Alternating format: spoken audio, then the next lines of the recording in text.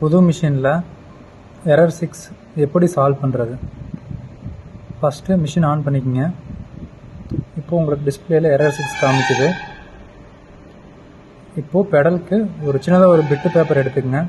அதை 4ஆக மடித்து பெடலுக்கு நடுவில் வச்சுருங்க.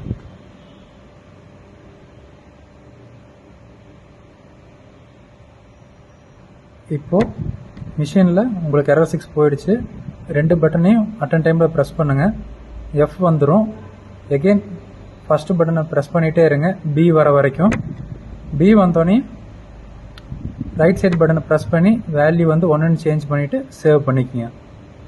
இப்போது உங்களுக்கு மிஷினை ஆஃப் பண்ணிவிடுங்க. எகெயின் ஆன் பண்ணி பாருங்கள். உங்களுக்கு எரர் 6 வந்து சால்வ் ஆயிரும்.